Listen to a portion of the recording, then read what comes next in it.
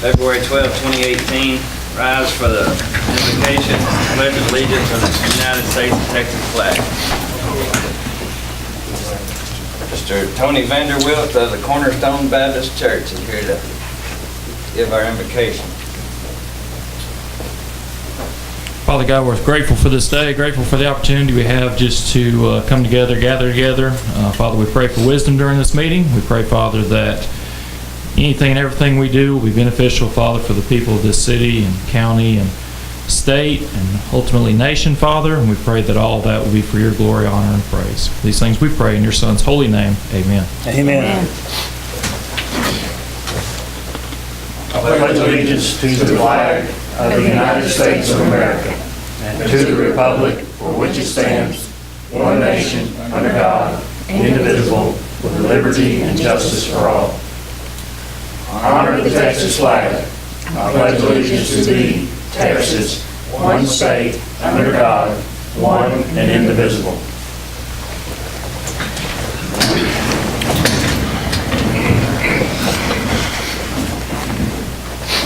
Roll call. Brandon Thomas. Here. Patricia Wood. Here. Amanda Willows. Here. Joey McCarthy. Here. Stacy Nichols. Here. Let the record show all present. Also present Mayor Bart Jeton, City Attorney David Hamilton, and Interim City Secretary Tricia Smith taking the notes.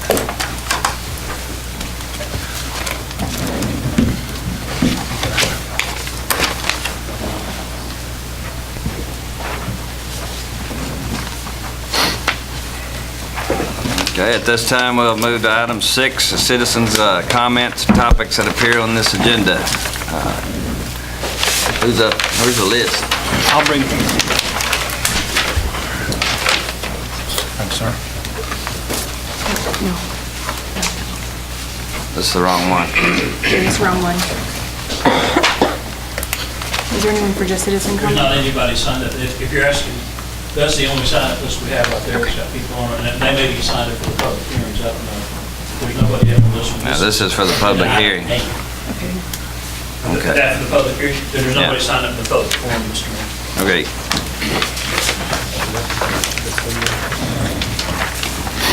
We'll move to item 7, consent items. Discuss, take action on A, monthly bills and purchase orders for January 2018.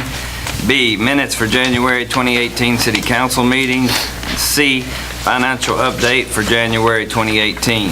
And D, monthly activity reports for January 2018 from 1, Police Department, 2, Public Works Department, and 3, Reno Volunteer Fire Department.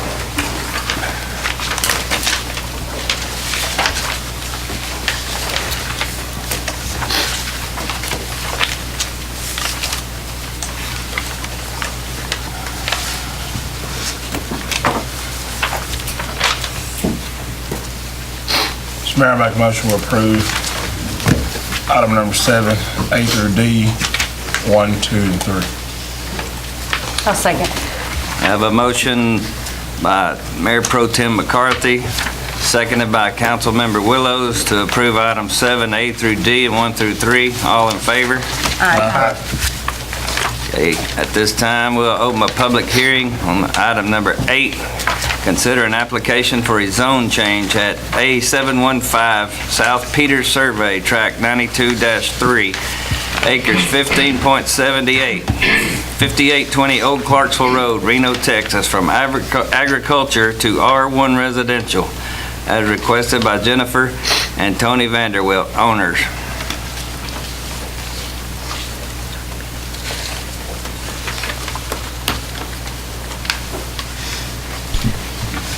This is the item that we brought forth through the Planning and Zone Committee a couple of weeks. We bought the 15-acre tract and are wanting to build a house on it, and so we were just wanting to switch it from the agriculture to the residential to be able to do that.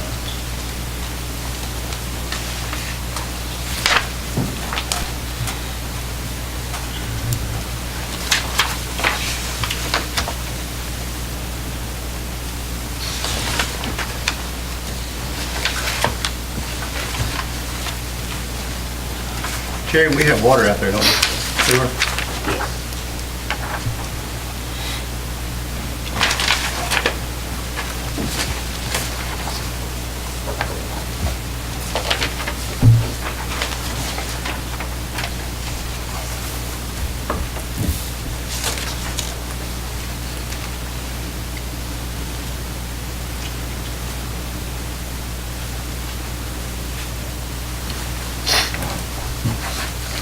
Anybody have a question? Nope. Thank you.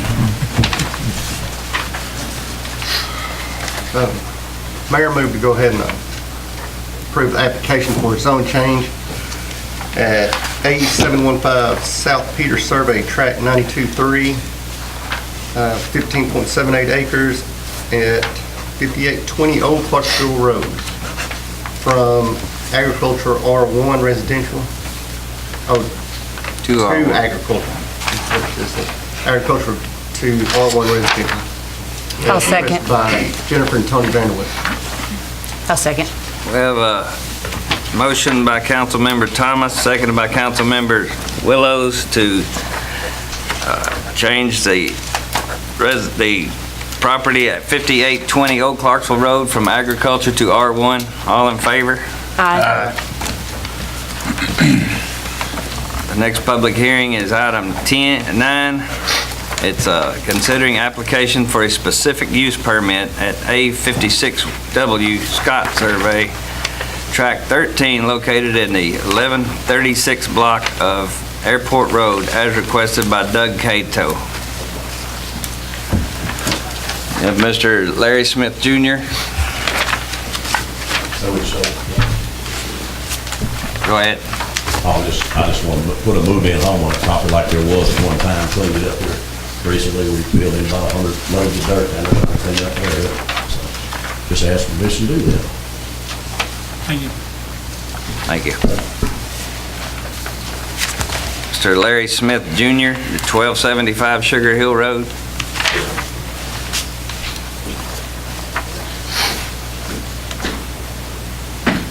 Larry Smith Jr., we just wondering what a move-in home is, pictures of it, your model of it, what statue of the house that's going to be moved in on that property.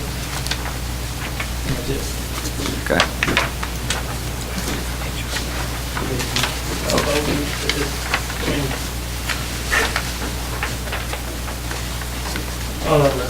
If it's a trailer house is devalued in property value.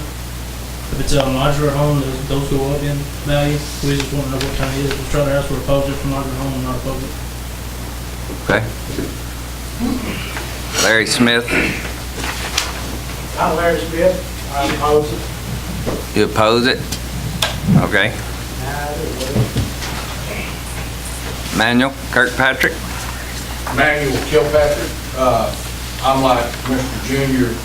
I'd like to know if it's a mobile home or if it's a modular home. It just says move-in home. If it's a trailer home or a mobile home, I would oppose it just like Mr. Smith Jr. said, because it does tend to depreciate the territory. However, again, if it's on the foundation, it's a modular home, I have no opposed. Okay. Mr. Kirkpatrick's address is 305 Airport Road, and Mr. Larry Smith Sr. is 1186 Airport Road, for the record. Mr. Tony Vanderwilt? Oh, they put you on the wrong page. I'm sorry.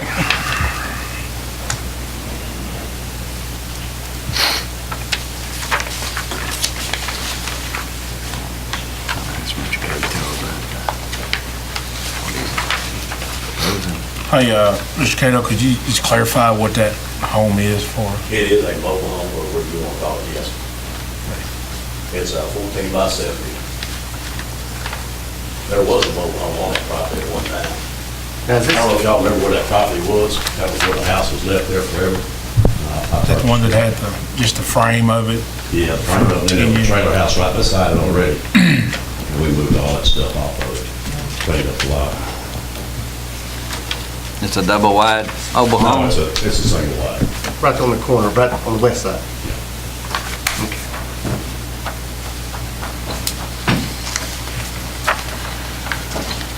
It's gonna be a new one?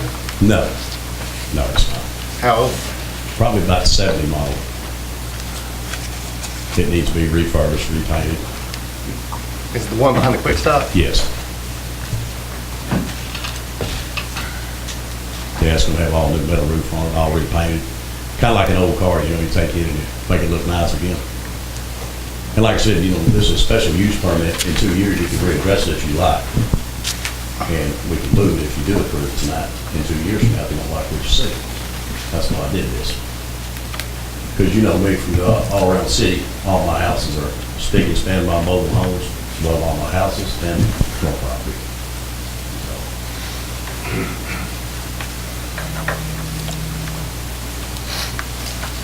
Mr. Mayor, I make a motion we follow the recommendation of the Planning and Zoning Committee meeting that was January the 29th, and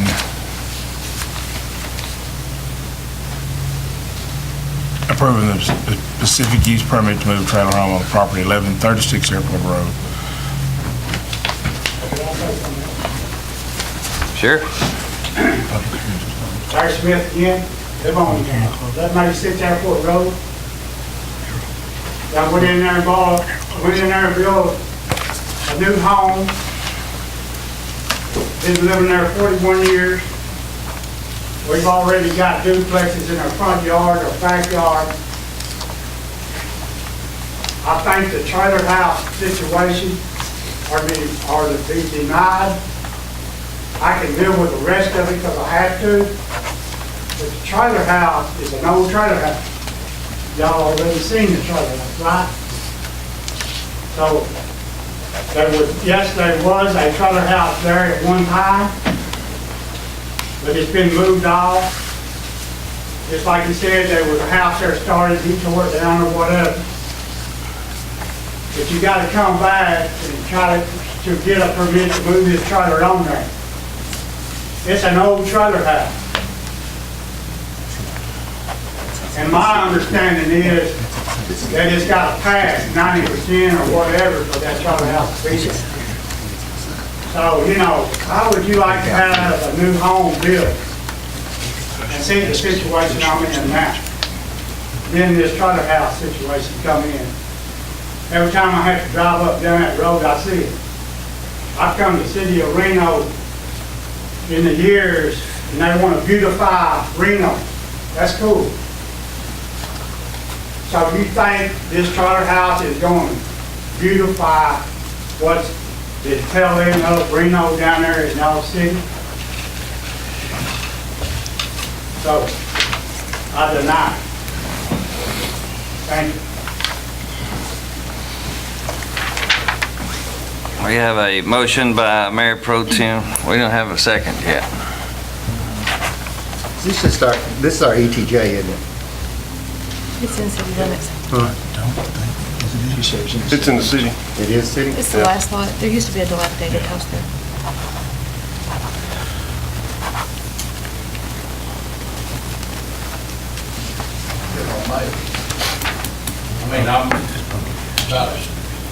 My name is Manuel Kilpatrick, 305 Airport Road. And I ain't trying to get in anybody's business, really, but I'm looking at, if that was my home. Like they say, not in my backyard. Everybody wants to big windmills to save energy and whatever, and please don't take this personal, but most of you big politicians, it's okay, except for don't put it in my backyard. So, when you're thinking about whether you're gonna approve this or not, think if that was next to your house. If it was already beautified and it's all spick and span, that might be a different story. But it's still 1970, you go to get it insured, it's a 1970 mobile home, period. And that's gonna depreciate the value. It just does. That's a fact that nobody can argue. And I wouldn't want my property to be depreciated by it. I say that because I talked to my mother-in-law, because Mr. Cato has 2 duplexes across the street, 3 actually, from where she lived. I live there now. And she wasn't sure whether she should go ahead and sign up and approve it or not. She consulted myself and my wife, and we told her, yeah, you know, he's building a nice duplex, it's a nice place. However, I stand today on the opposite side of that. Because like I said, did those duplexes increase my value? Or her value of the property? It didn't. But, knowing about mobile homes, it will depreciate. So I'm just saying, before you vote yes. I'm just saying, please consider, if that was by your property, would you say yes? Not saying that you wouldn't, but just think more clearly on that. Okay, we're going to close the public hearing. Items 4. What do our city ordinances say? They say you got to do exactly what you're doing right now. But There has to be a specific use permit if it's a mobile home. It has to go through the planning and zoning, and then their recommendation comes here, and you can consider it or reject it. It's your prerogative. We could have it inspected too if you'd like, just to make sure it's up to code. If that's your choice.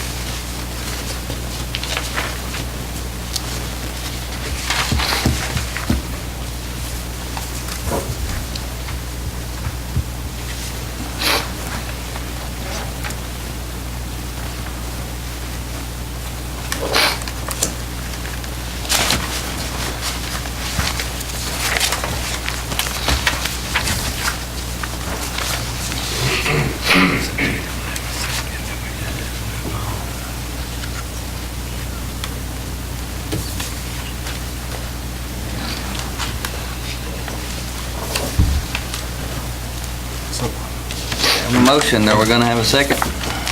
Okay, so we do have a motion for it? Well, being that no one else is, there's not a house directly adjacent to this. And in fact, it's over probably at least a quarter of a mile away from any other resident inside the city of Reno. I'm gonna go ahead and second the motion. We have a motion by Mayor Pro Tem McCarthy, seconded by Councilmember Thomas, to approve the specific use permit as voted in a 4-0 motion to carry by the Planning and Zoning Commission. All in favor? Aye. Motion carries. Move to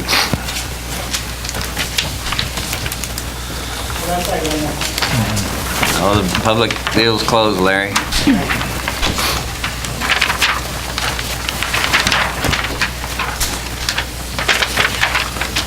Move to item 10A, ordinance variance for 5640 Lamar as requested by Larry and Stacy Young, owners, regarding Chapter 14 zoning, Section 6.00, off-street parking and loading requirements. Okay, council, they're obviously not here tonight, and I can basically tell you what they're wanting to do.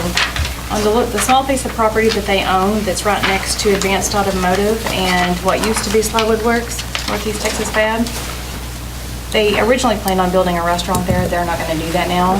They sold their cabinet shop to some of their family. They're wanting to build another cabinet shop there in that location. They're wanting permission to get a variance from you all so that they can have gravel parking in the back. Now, the reason Planning and Zoning looked at this and they considered it and they approved is because a cabinet shop, they're not going to have a lot of parking in the back and they're not going to need much in the back. So they approved it for that reason. They're going to have regular parking, just it's not going to be at the back. So that's what they want to do. P&Z approved it unanimously.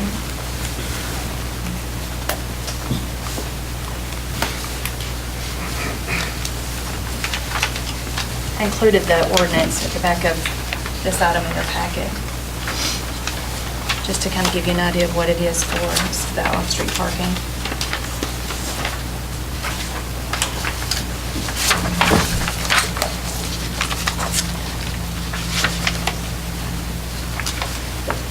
Mayor, move to go ahead and approve ordinance variance at 5640 Lamar, as requested by Larry and Stacy Young regarding Chapter 14 zoning, Section 6, off-street parking and loading requirements. I'll second. Have a motion by Councilmember Thomas, seconded by Mayor Pro Tem McCarthy, to approve an ordinance variance at 5640 Lamar. All in favor? Aye. Item 10B, 2016-2017 annual audit. Ms. McNeil.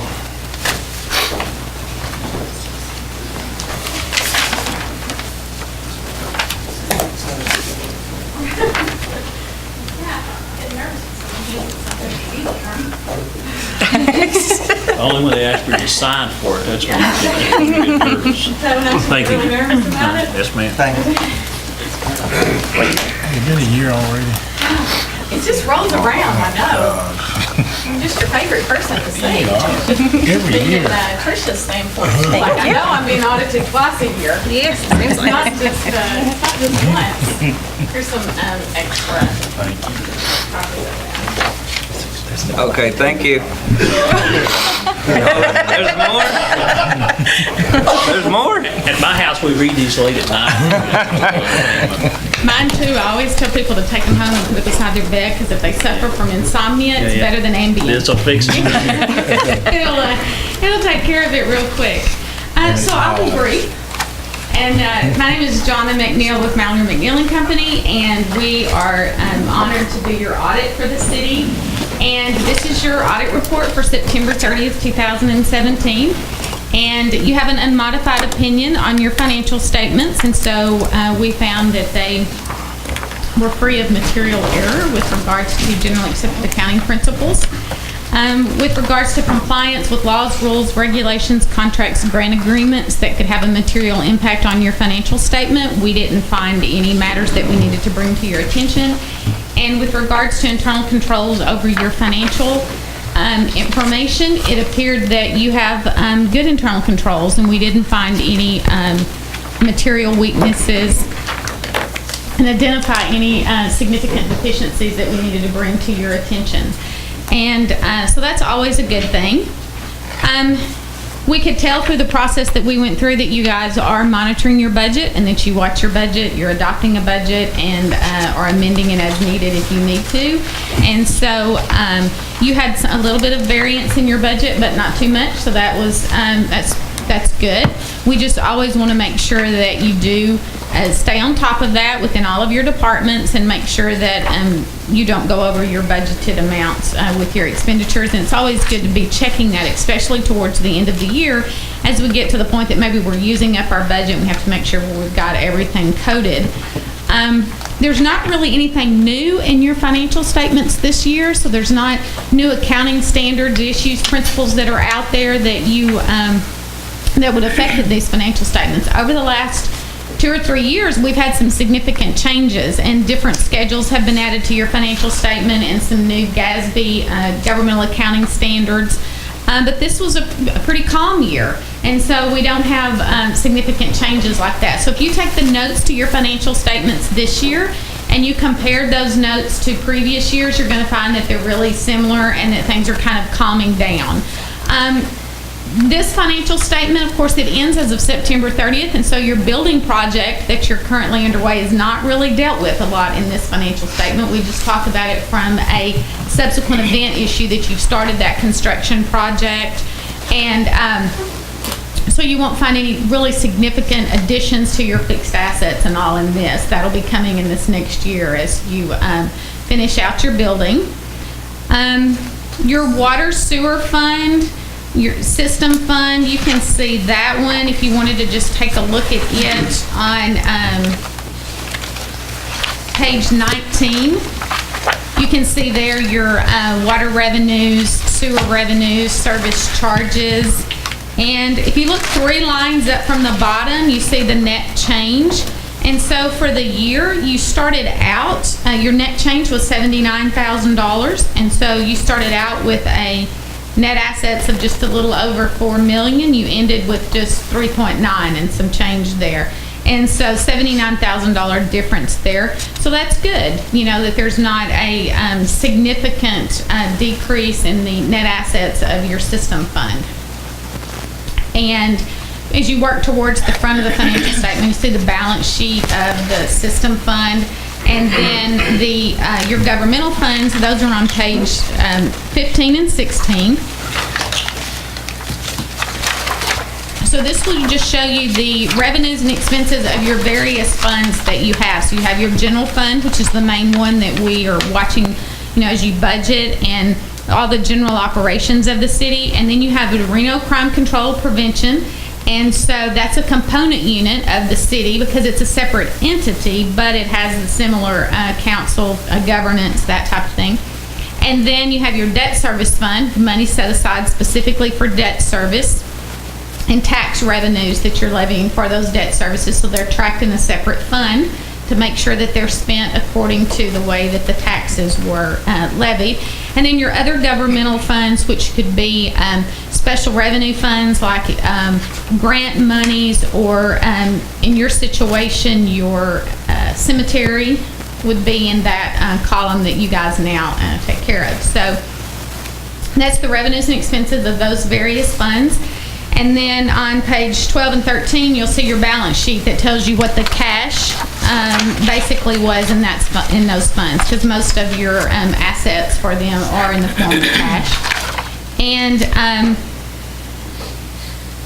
you don't have a significant amount of journal entries for the city, and that's good, because as we see that you're not having a lot of journal entries at the end of the year, that means that the information that you're getting on an ongoing basis as you get reports during the month, that those are very accurate for your reporting, and that hopefully you're getting the information that you need.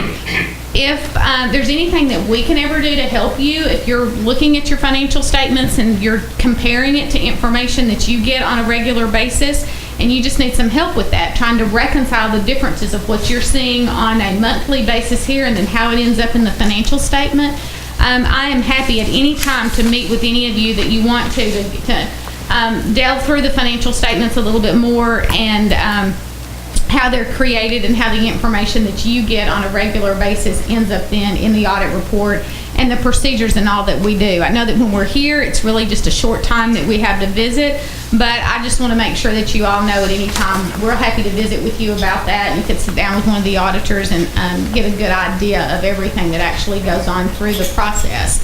The very front pages of the report are they're called Management's Discussion and Analysis. They start on page 3.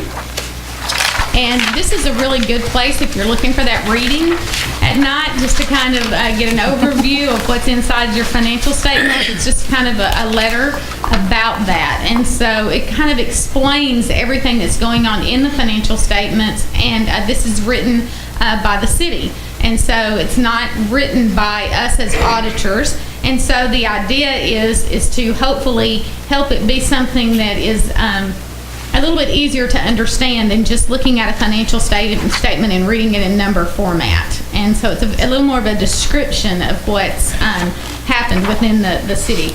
And then the first 2 pages, 1 and 2, that's just your audit report, your opinion. And as I said, it's unmodified.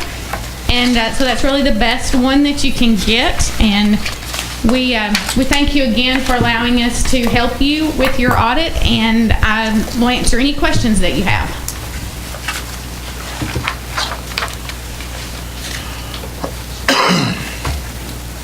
So we're good? All right.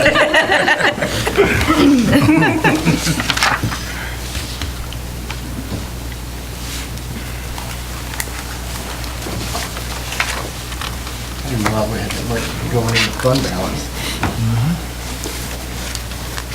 Or that much in the system, though. I didn't have it. It did Have any questions? 129,000. Any questions? Thank you. Thank you so much. Appreciate it. Again.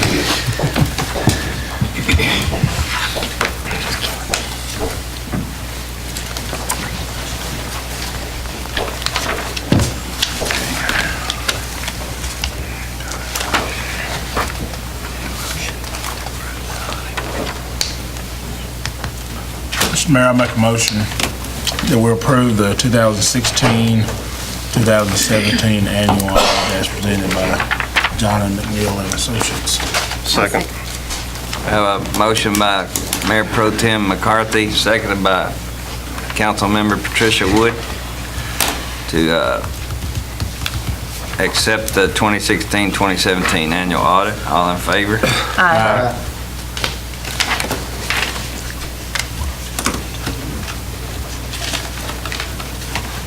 Skip to D, introduction of Jack Neal, the Northeast Texas Trail Coordinator.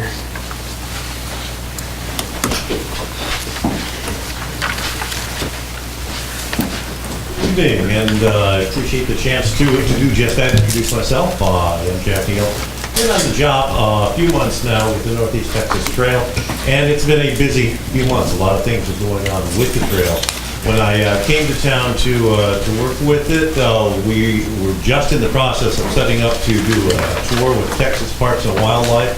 We did do that. I went very, very well. They examined literally from one end of the 132-mile-long trail to the other.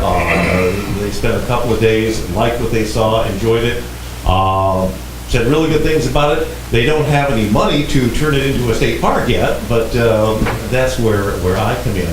I'm in the process of working on finding corporate, private, whatever kind of funding we might be able to get. We'll be spending some time with the legislature later on this year and working forward on that, hoping we can get some federal and state money to come and really help build the trail out. There's a lot of work to do on bridges and some sinkholes and washouts along the trail, so we're working on that. And the one thing before I leave, I would like to call your attention. April 7th is National Opening Day for Trails in the country. And we are going to participate with that effort we think very powerfully, in that what we're doing is getting various trail towns along the way, and we hope Reno is one of them, to jump in and do various kinds of events. And some of the things that, I apologize for having to write it down here, but the memory's not what it used to be. Some of the things going on in some of our trail towns on the net. We're having obviously some bike rides, some family bike rides, trail cleanup days. So we're in some towns they're doing the cleanup along the trail. There's a Boy Scout merit badge hike going on in one of our towns, which I think is pretty cool. My personal favorite, there are a couple towns doing barbecue, and so, you can't say bad things about that. And a yoga demonstration actually going on in one of our towns, so we do hope that that will be positive for us. The purpose of that is to get national exposure for the Northeast Texas Trail, and that's what this event is going to do. It's a national effort with all rail trails around the country, and that will sort of put us on the map, so to speak, and get the Northeast Texas Trail out there for hikers and bikers and equestrians that might want to use it down the road. So that, in a nutshell, is what we're doing with the net. If there are any questions, I'd be happy to try to answer them. So I know that our big things for the trail here, for the Parks and Trail, is getting it repaved. Right. There's about half of ours that are in desperate need for it. Indeed.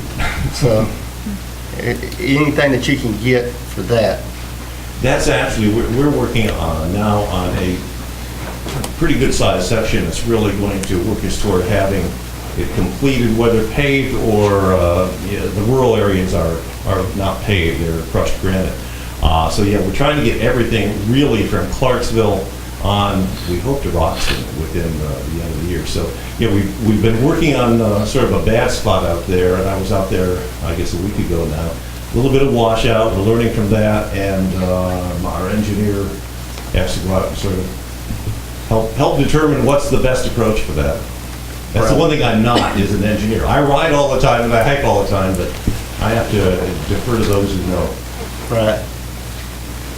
I have a question. Has anyone ever took a step towards commercialization of this, where there's might be something along the trail that, I mean, it just seems like it doesn't have any revenue source, and it just depreciates, and then you gotta ask for more money. It seems like eventually it's gonna have to be commercialized or something. Commercialized, hard to tell. That hasn't worked anywhere else in the country. What we do see happening right now is we're really becoming an opportunity for small businesses to pop up. We've had a couple of bed and breakfasts already that have popped up along the trail. It's sort of a good incubator, if you will, for mom and pop type operations. That does tend to happen. What we're really hoping is that we can become a state park somewhere down the road, get it to the point where it's built out, then becomes a state park, and then at that point, maintenance really becomes the issue for the state to deal with. As far as actual commercial trail charging permission to go on, I don't know of any right now. It doesn't mean they don't exist, but I don't think that's been done.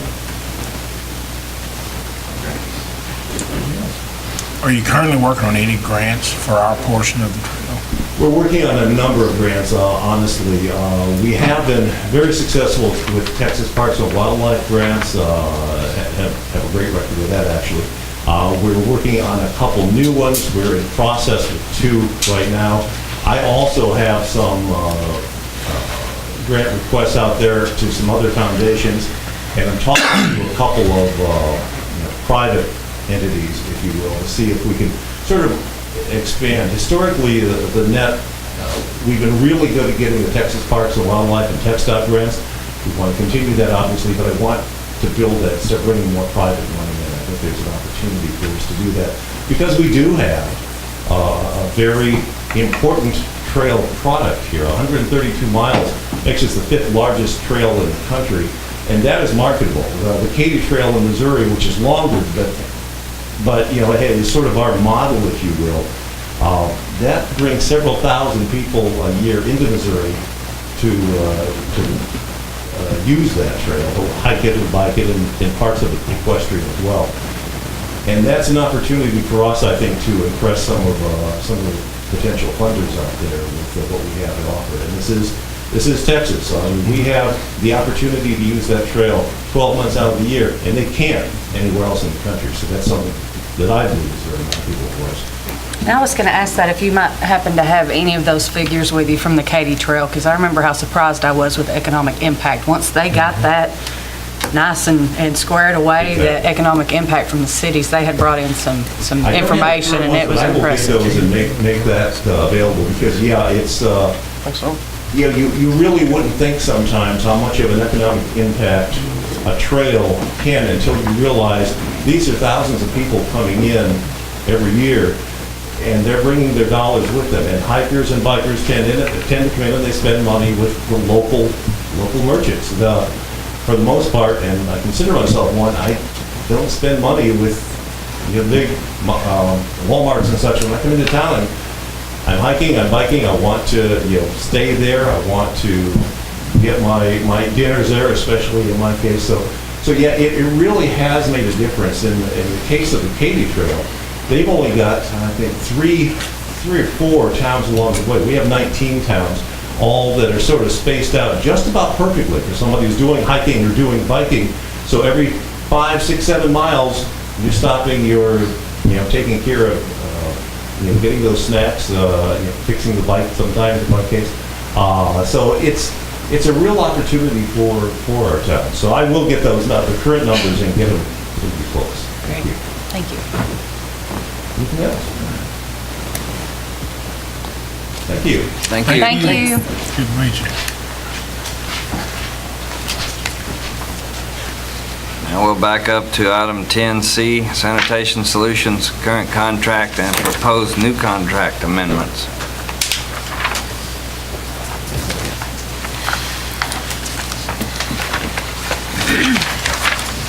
I see the city attorney looking at me. It's like, are you going to explain it or am I? Well, we're not going to explain it unless somebody asks for it. If there's going to be a discussion, I'm going to ask to talk to my client in executive session for about 10 minutes. But if I read this right, this amendment will override. It's a new contract. It's a new contract. So it would be just signed off of this one? Yeah. Only. Then if that's the case, do we need to put like all these other terms in here? I don't know what you're talking about. Like, how many containers we would get for the trash pickup, things like that. Well, that's certainly, this is amendment. Scholarships and, It's not incorporated into the amendment, Right. as you say. Read paragraph number 5. see, that's what I was going off of. Because this, as inartfully worded as this is, it actually is a new term for 10 years, is what it boils down to. Right. But it adopts those by reference there. Right. In paragraph 5. This shall control. Yes, sir.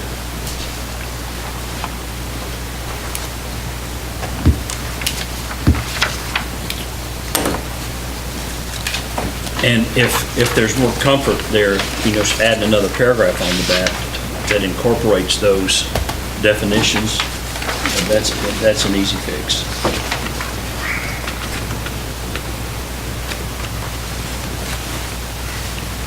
Well, I just wonder, because I wonder if later on they could just pull up this one with the different dates on it.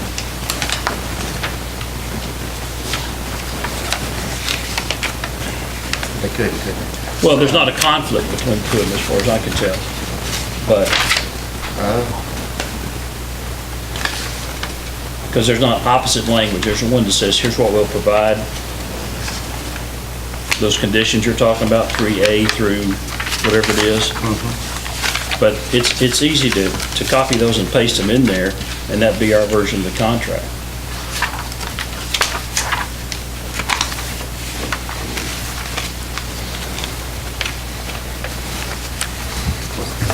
Or to add a sentence in there that says, specifically, this amendment incorporates by reference sections 3A through 3, whatever it is, the items that you're talking about.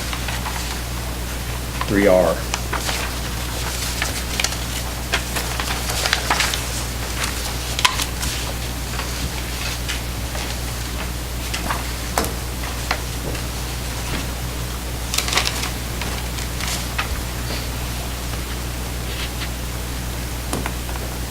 So did they say that they weren't going to accept the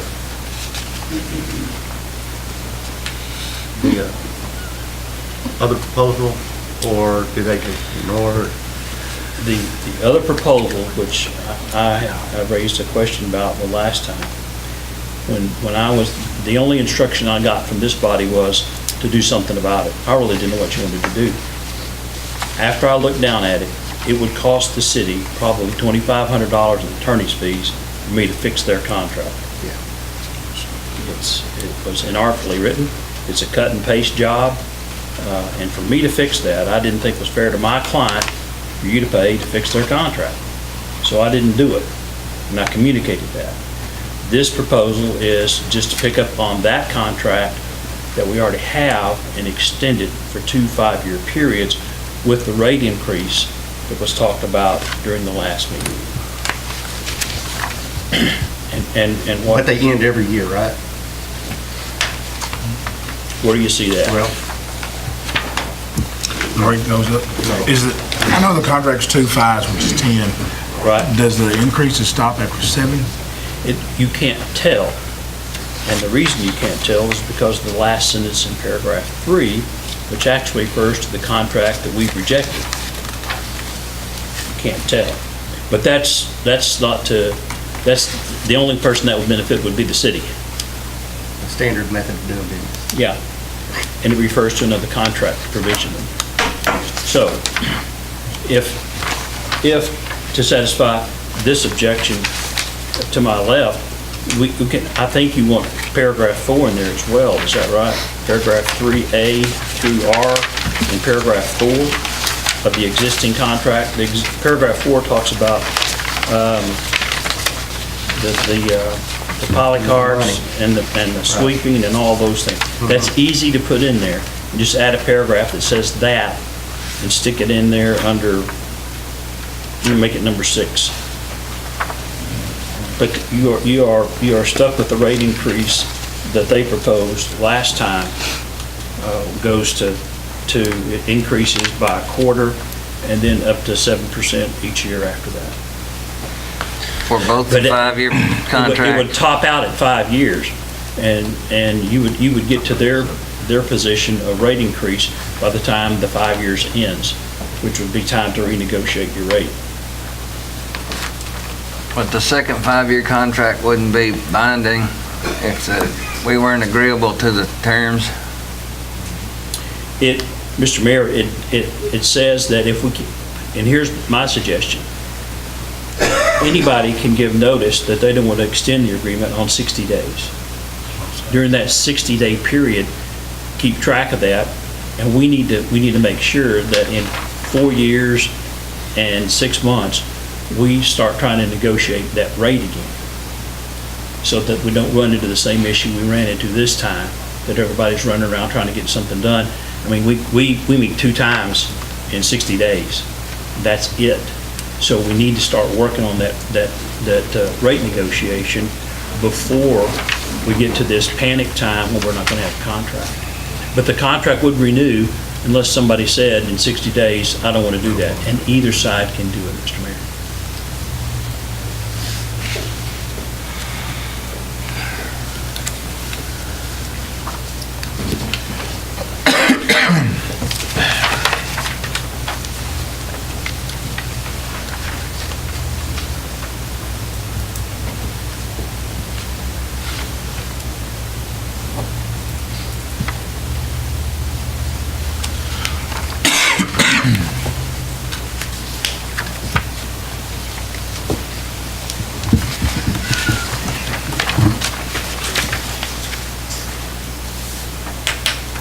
By the end of year 5, it'll be almost a 30% increase. It will be.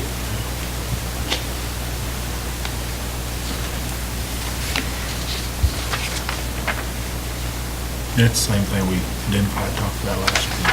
It is. Was at 7% every year for 5 years, 7 years. I did some research on this, and at the end of the 5 years, our rate will be comparable, favorable to most other cities this size in this area.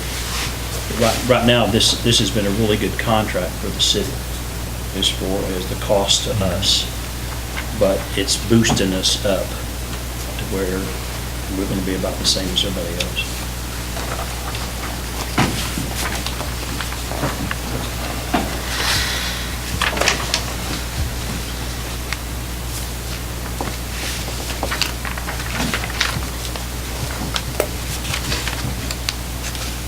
I'll table it till we get to words, paragraphs. Well, I don't know, because our contract ran out yesterday.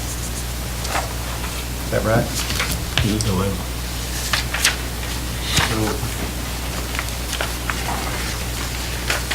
If we don't pass something, they can just say we're not going to pick up the trash on Thursday. I don't know if that's going to happen. The issue, if I understand the objection here is, it could be fixed with a motion that said we want to add a paragraph 6 on there and to make specific reference to previous paragraphs number 3 and 4 in the existing contract and incorporate them. I think that's the intent of the contract in any event, but it's just not specifically stated in there. So you could add that paragraph and say we want to make sure that we reference incorporation of previous paragraphs 3 and 4 into this contract, and then you could pass it like that. And that way your end of it's done if you're satisfied with the rate. Your end is over with and it's up to them to approve it. If you're not satisfied with the rate, then that's another discussion. Maybe satisfied is the wrong word. Well, as far as the rate goes, in 5 years, we'll be where everybody else, or most people are today. That's right. So theoretically, we've still got a better, should have a better deal than. I'm going to assume that those rates are going to go up Right, as well. I would assume so.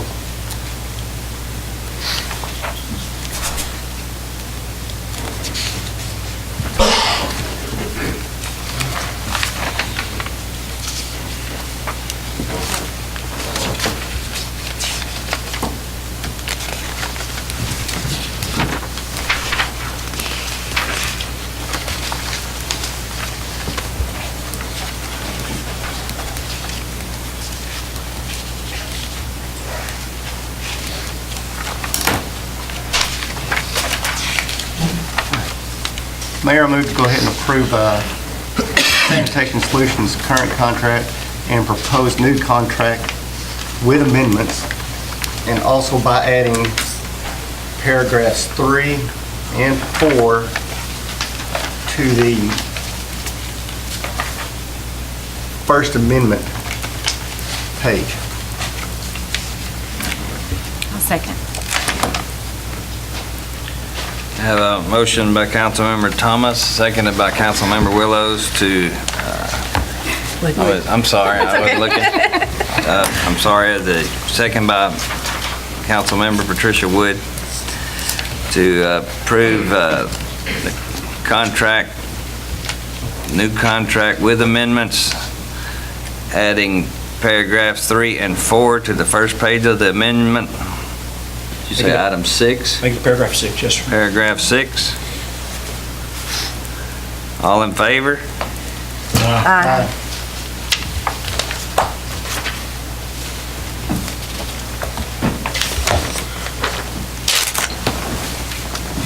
Item 10E, resolution number 513.5, ordering election.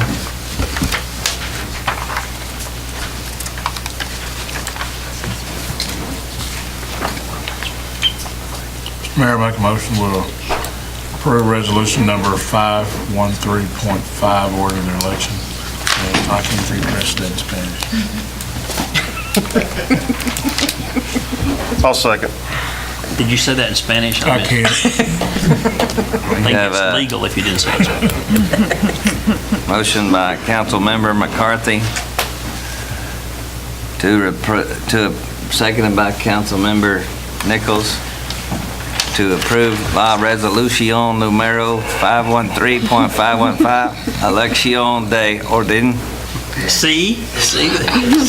All in favor? See?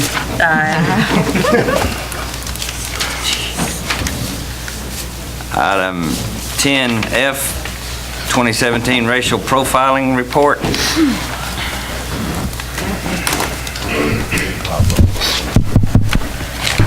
Ladies and gentlemen, in your packet, you'll find the racial profiling report for 2017.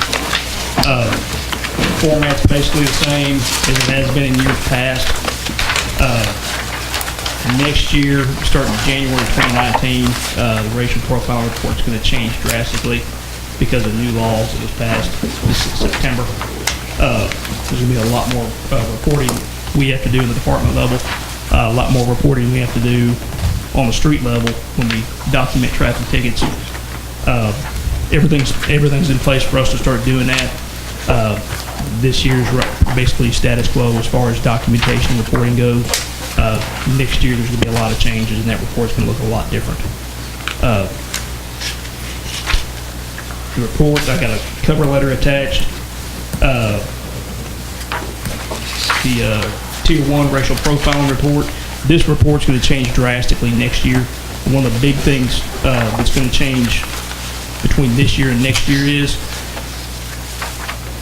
this report from years past and this year didn't include every traffic stop. The only thing it recorded was traffic stops where we wrote actual citations on that went to court and arrests. That's what I was wondering. The report next year. I know that y'all talked to more than 210 people. The report next year will reflect every action we take, and that's new law, it's mandated. The next report attached to that is the racial profiling analysis report, and attached to that I've got the law, department policy on racial profiling, and the department complaint form for that. Y'all have any questions?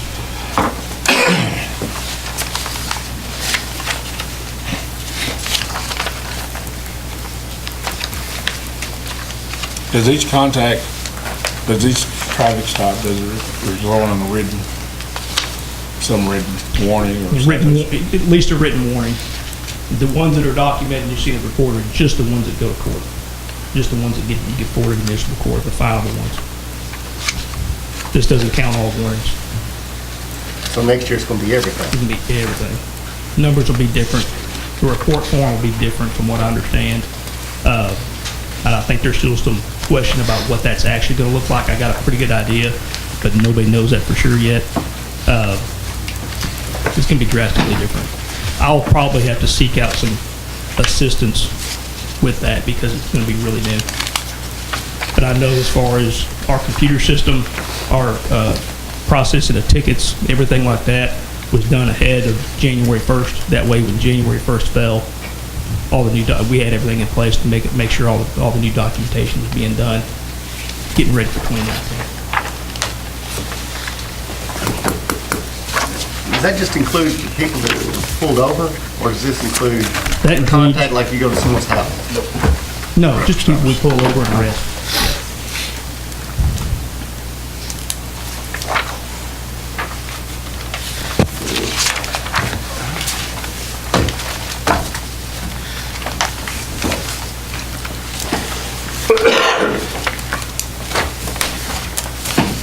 We have to accept it. Do what? Do we have to accept it? Yeah, there needs to be a motion to accept the racial profiling. Yes. Or reject it. You can do that in Spanish, I'll buy you that. I make a motion that we approve the 2017 racial profiling report. I'll second. Have a motion by Councilmember Willows, seconded by Councilmember Thomas to accept the 2017 racial profiling report. All in favor? Item 10G, street and drainage repairs for Pine Valley Drive, Cedar Creek Drive, Pine Mill Road, Mount Olive Road, as recommended by Street Commission. Good evening. Good evening. These are some street drainage bids we've been working on for a couple months. These are with the Street Commission, what we come up with to start the year off. This concrete patch repairs in Pine Valley that needed some care. The other two are drainage bids, which we discussed working on a couple of these different projects. Mount Olive bid, we know we need to do that one. Also brought to my attention on the Pine Mill. If you don't know what I'm talking about on Pine Mill, it's the big bridge right there at Post Oak Road and Pine Mill. They're rusted out on the bottom. So they need to be. The one with the high bridge kind of? Yeah. The new culverts, we'll put that in there, level that out, and they'll also help with that drainage a lot, but those culverts are in bad shape. A lot of water flows through there. Oh, there's a lot. Is 2-foot culverts on Mount Olive gonna be enough? I guess it is, because Yeah, we're putting two of them, so that was kind of, we had that, some sort of study there with the engineer, when they looked at it, that's what they recommended for that section. So this is kind of what I was doing now. But we know those are kind of in the same shape, they're rusting out, and that's why they're not flowing like they should be flowing. Those are the ones going east, across the street? What? Those culverts, the one going across the street? These culverts here are the ones that actually go under Vicksburg there. That's the start of it. Well, the next one, I'm gonna try to do them in phases, so we can just go ahead and get those culverts changed out, and that'll help with drainage. But this will be the first one. The next one we come back will probably be the ones going across. This is just kind of start out our year in the streets. We kind of do it every year, pick a couple drainage projects to start out early within the spring when we can get them done, and then we'll move more towards street repairs and put some new streets in. So this way the Street Commission can. Here's the problem on Mount Olive. If we do this, with the new installation of the culvert across the street, the culvert's going under the street, not gonna be able to handle all this water. As there are now. Mm-hmm. I don't know it'd be that big a difference, really, but like I said, we'll try to get those done maybe in the next couple of months if we can. We kind of need to see where we're at on budget as far as the drainage side of it, and we may have enough money in the drainage part to people do the ones across the road.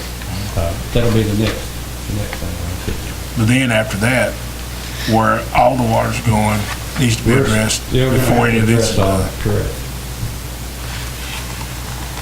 But I do believe that this right here will help with a lot of that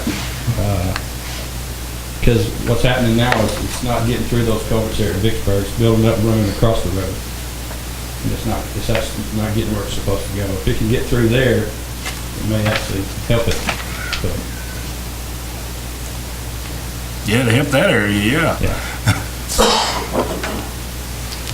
yeah, I mean, I know there's a I mean, bigger picture. you want to block it off because it's flooded. Y'all go in the water. Get something done a little bit at a time. The only way we can really do it. Question. I live out in Pine Valley where the street makes the turn in front of the pond.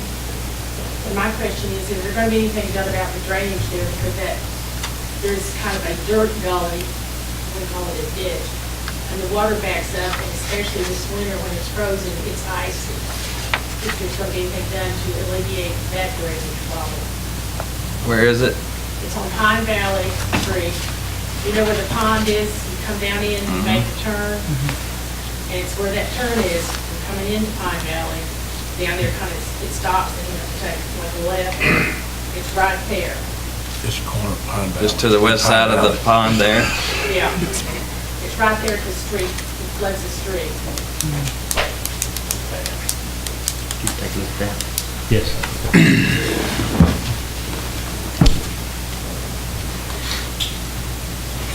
I've got a question. I live in the same neighborhood. I'm in the last house on Cedar Creek Drive in Pine Valley. So right there at the pond, I'm south. And I know who Sybil was for purposes of the record. Mike Anderson. Mike Anderson. Yeah, Okay. 312 Cedar Creek Drive. Yeah, I've Okay, never been in there. thank you. My question is, it says street repairs and Cedar Creek Drive is listed. And I'd like to know what they are, because the only problem I'll have is, of course, all the water comes down that end. It flows that way. And it's exacerbated by when that pond fills up. You know, it flows out and it hits the street too. Now, I've taken steps myself to deal with it, but, you know, I can only do so much. I can't make street repairs. But I've diverted it so that it doesn't stack the whole street, it goes right down the ditch. But I just wonder what you have in mind. You said street repairs there, and I didn't know what that meant. These are just concrete repairs where the concrete's bad, it's dropped off, and the rough edges. One right there across the road. There's 2 or 3 right there on Pine Valley Drive. Yeah. Then there's 2 or 3 going up Cedar Creek. Okay. Yeah, we've got, they should be marked off. Yeah, all right. Well, you know, the biggest problem that happens there is when it really has a gully washer, that pond fills up and the overflow can't handle it. It comes on the bank of the pond. Do they go south? Yeah, it'll come off the bank of the pond and it really barrels down the street. And I've had to put on my driveway there, where my turnaround is, I've had to put some pretty significant rocks several times because it just completely cut it out, dug ditches that deep.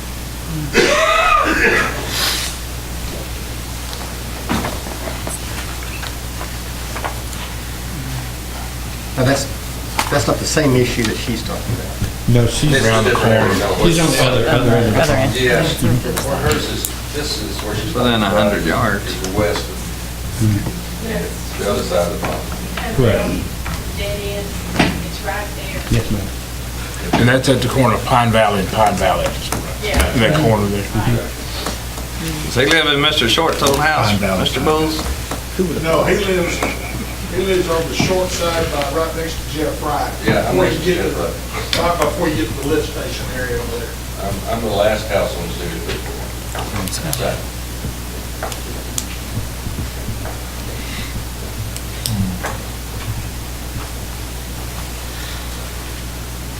My question is there anything you can do to make it permanent instead of just like a dirt ditch you have to dig out?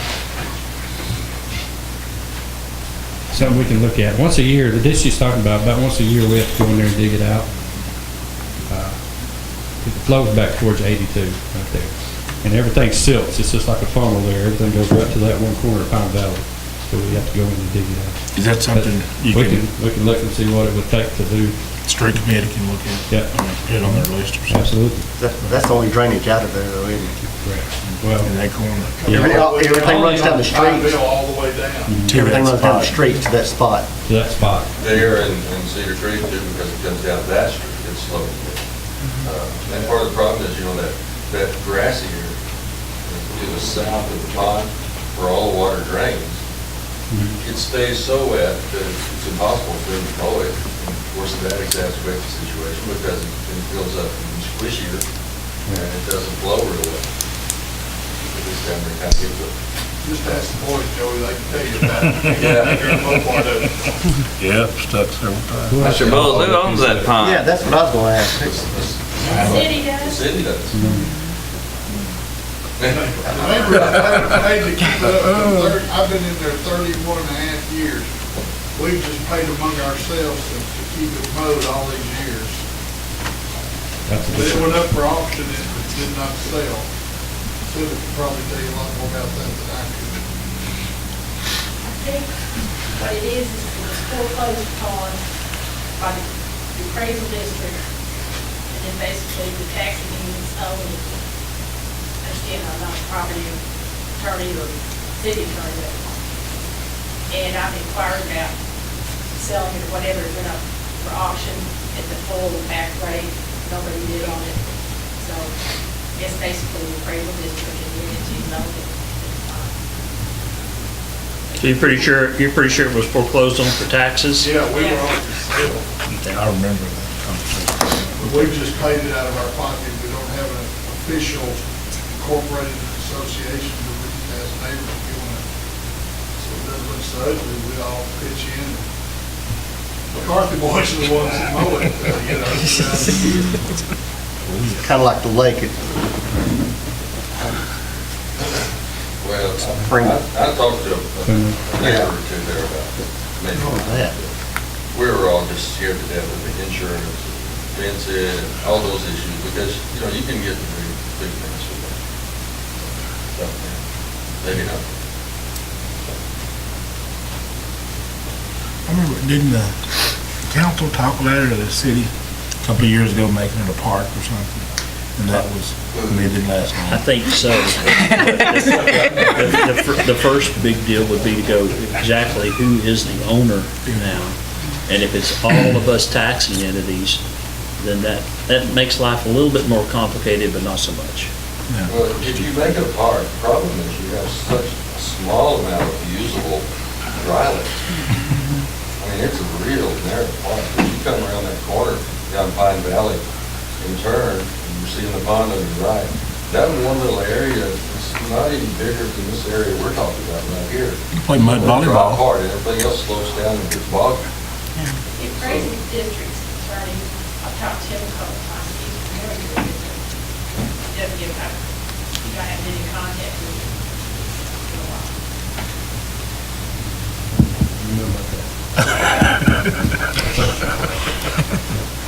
We do have a sewer line that runs across that property back there. We have a sewer easement. I'm not sure we have any type of drainage easements across it, so. Just what runs off the road there from the Pine Valley.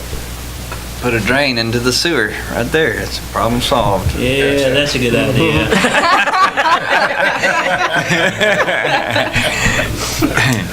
We've had lots of places over the years that just tried to get the flow going on back to back, and, but, you know, we didn't go 12 foot, 10, 12 foot deep into it.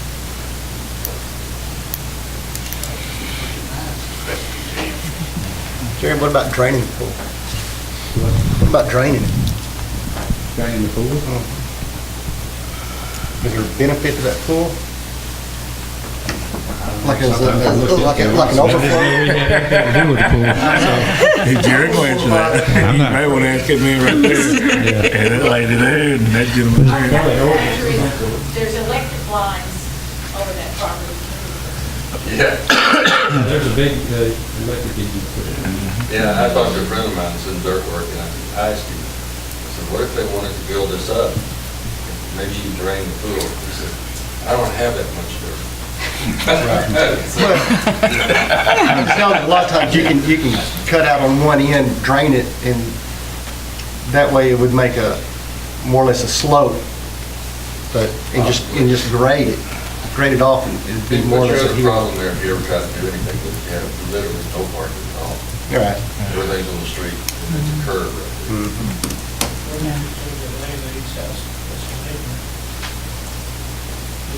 That way the house can maintain that land and you can do that. Somebody can take care of the city or the people adjacent to it, if they can do it. Yeah.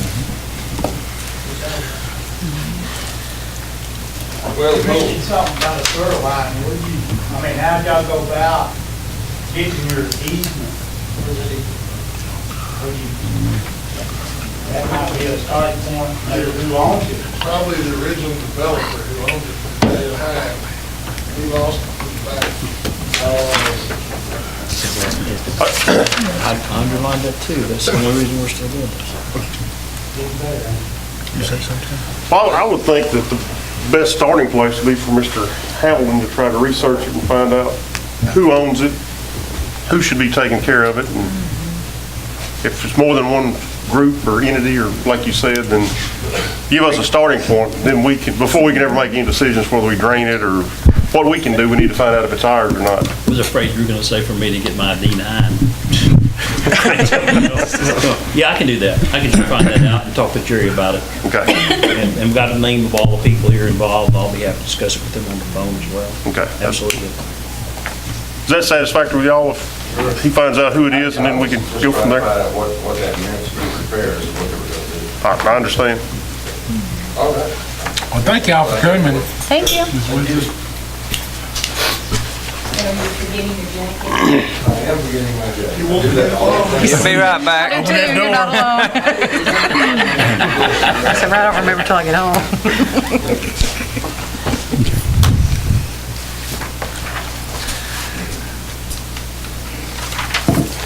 Jerry, does this drainage issue, it doesn't have anything to do with the repairs that they recommended for that area, right? Okay.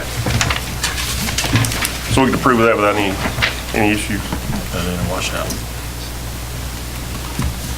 Sounds like they've got kind of the same issue that they've got on Mount Olive. They've got kind of got a starting point where the water, and I agree with you. I think, it looks to me like it's a big rain, it all starts at the top, and it just works as it goes down on Mount Olive. I mean, they just have to get a starting point and start working. I mean, we've tried a couple different routes and we're not getting anywhere, so. And you said just to try to get something started on. You said an engineer recommended starting We up were there? discussing having them do a study and all this on it, and when I was talking with him, that's where he suggested. What he said, yeah. But there's a whole lot more that needs to be done over there. That's the starting point. Right, yeah.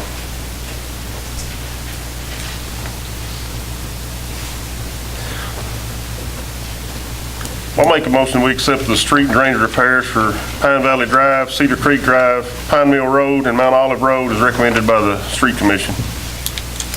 I'll second.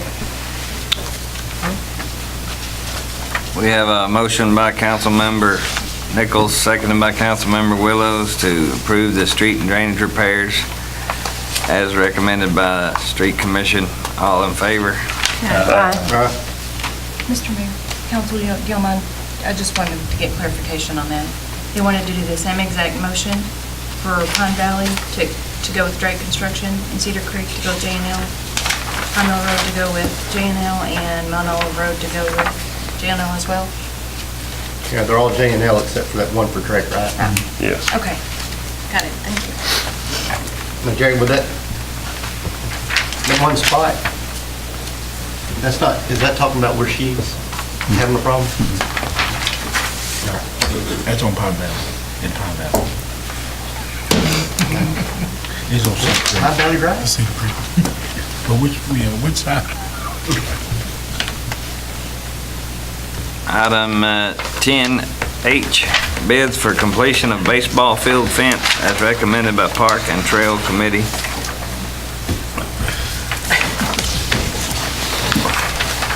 Okay, Council, in your packet, you only have a bid from one vendor. He's the only one that submitted the bid. And he's actually the same one that installed the original baseball field fence. Jerry, can you help me out with any of this? We've gotten bids back, 2016 or something? yeah, from several different ones. This one here, he was the cheapest then. We submitted it back out to the same ones. He was the only one that actually came back with a bid. His bid was still good, correct? That's what he said. Well, it increased just a little bit Just a because little price increased. Yeah. on material. So that's where we're at on that. That'll get that wrapped up, except for the lights, huh? Yes. What, in the dugouts, what kind of form is it? What kind of base is it gonna be?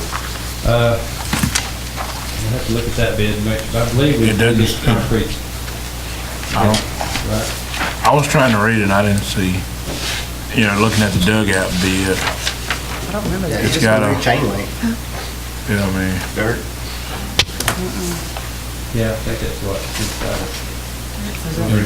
Dirt? It was actually in a meeting, because we talked about doing concrete, and that drove the bid up.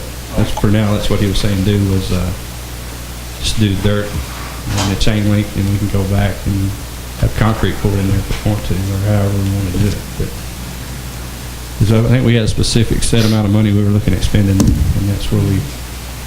There's no bench or basically had to anything, cut. right? Do what? No bench or anything? No, just be the dugout. Let's just get the fence up. That's just to get the fence up. And we can go back and decorate it up how we want to. Mayor, I move to go ahead and approve the bid for completion of the baseball field fence as recommended by the Park and Trail Committee in the amount of $7,860. I'll second. I have a motion by Councilmember Thomas, seconded by Mayor Pro Tem McCarthy to approve bids for completion of the baseball field fence in the amount of $7,860. All in favor? Aye. Thank you. Item I, adopt a COP 5K. I asked to put this on there. In 2016, after the ambush on the officers in Dallas, we started having the Back the Blue Walk in Their Shoes event here in Reno. And this year, we would like to do it again, but we want to add a 5K part to it. And we want to do it May 12th to launch National Police Week. There's a lot of activities that go on through that week. They're usually in Paris. We would like to have this one start in Reno. So it'll be from 8 to 1, 8 a.m. to 1 p.m. that day, and start here at City Hall. What day? May 12th. And it'll launch all the events in Lamar County for National Police Week, so it's going to be a really neat deal. At 1 p.m.? 8 a.m. 8 a.m. to 1 8 a.m. p.m. Until 1. 5 hours to run Boy, that's- 5K is about my time. Yeah, I think I can do that one. Well, if any of you went to the one that we had in Paris, we have like a community day also. We'll have, bounce houses, different activities for kids, face painting, stuff like that. So people can participate in the events here, and then others can run, walk, cycle. We're going to have a lot of things to it. This is it's still in the planning phases. It's a lot of fun. It's going to be fun. We also promote our trail and our city, because people will be coming here for the event, so got a lot of positives. Is there a new building? Yes. Landscape, or, yeah, whatever. Mayor, I move to go ahead and approve adopt a COP 5K on May 12th. Second. I have a motion by Councilmember Thomas, seconded by Councilmember Nichols to approve adopt a COP 5K, May 12th, 8 a.m. to 1 p.m. All in favor? Aye. Item 10J, don't mess with Texas Trash Off Day. This is another one, we're gonna kind of change things up a little bit this year. We really think that we could use these days to work on the cemeteries. We're gonna be seeking volunteers. Hold on a minute. Okay. Sorry. It's okay.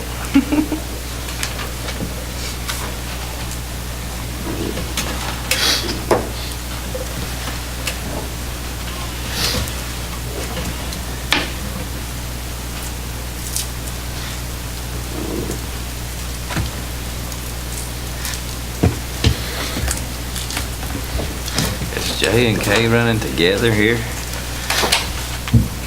Pretty much, yeah.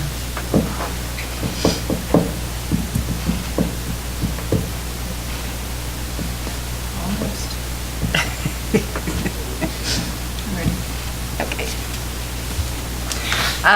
This is a statewide event. The trash off day. And instead of doing what we've been doing the past 2 years, this year we thought we could try to get some volunteers together to work on our cemeteries.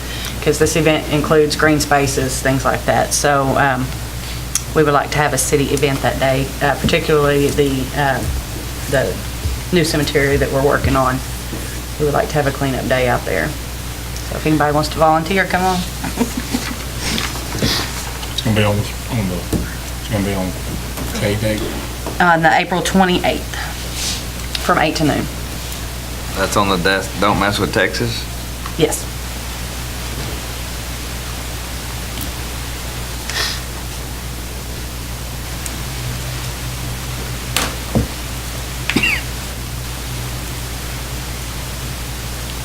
So we just need a motion to approve the date?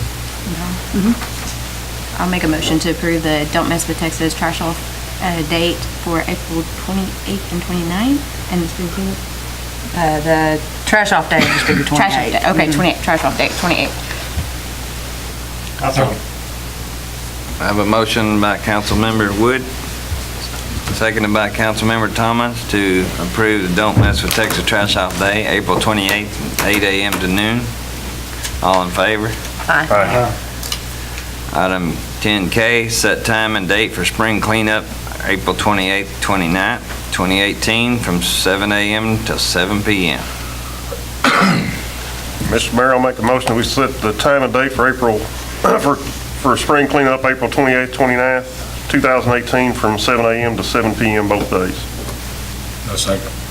I have a motion by Councilmember Nichols, seconded by Mayor Pro Tem McCarthy to set the time and date for spring cleanup, April 28th, 29th, 2018, from 7 a.m. to 7 p.m. All in favor? Aye.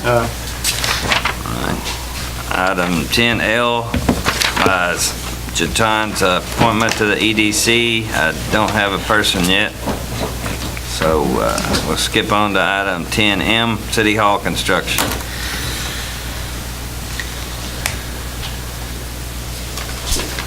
Anybody have any questions about anything going on? We good? Thank you. All right. Council, I'll just go ahead and let you know, I did receive the check from the insurance for Harris Old Building for the claim that we had. So we did receive all of it back except for the $1,000 deductible. Item 10N, going out for bids to repair, construct new restrooms at Reno's Kiwanis Park. I discussed this at the last meeting. I think the census was to look at doing the blocks, so I went back contractor and we went through another small bid process on it. I don't think the bid's much different, but this will be a whole lot stronger, better quality, I believe, than what we were looking at before. We'll be able to use it a whole lot easier. We'll be able to keep it clear, and it could possibly even double our storm shelter too. So I think that's probably one of the biggest things. Good idea. It's poured concrete block and poured concrete, so. And there's gonna be doors, right? Yes, yes. Insulated doors, the whole. Did you say if the roof was gonna be metal? Metal. No, and firewall. And it had a firewall between them. Careful, sir. Okay. Mayor, I make a motion that we, never mind.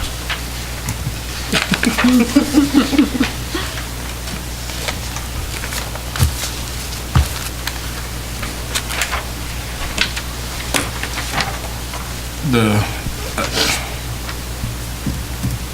agenda says go out for, discuss, take action, going out for bids to repair. Can we accept this bid? Can. You can. Mr. Mayor, I make a motion that we accept a bid from Cody Hicks Construction in the amount of $31,200 for the construction of restrooms at Leon City Park. I'll say it. I have a motion by Mayor Pro Tem McCarthy, seconded by Councilmember Thomas to accept the bid Cody Hicks Construction for $31,200 to construct new restrooms at the Reno's Kiwanis Park. All in favor? Aye. Thank you. Thank you, Jay. Item 10O, appoint Parks and Trail member to replace Lisa Brandenburg. I talked with Grayson Jones today, and he said he would be happy to be on the Parks and Trails Committee. And I've got his number here. I can give that to Tricia. And he also may be interested in the Cemetery Committee, so. Great. Yeah, he's going to talk to Tricia tomorrow, find out what all that entails, and he may be willing to do both. Wonderful. Yeah, he lives in my neighborhood. Okay. So no action? Are we good? Well, you can, Does if he you wanna want to do it? approve that one, you can, but if you want to get some more, it's up to you guys. Does he want to do it? He wants to do it, yeah. Oh, okay, all right. So I'll make a motion that we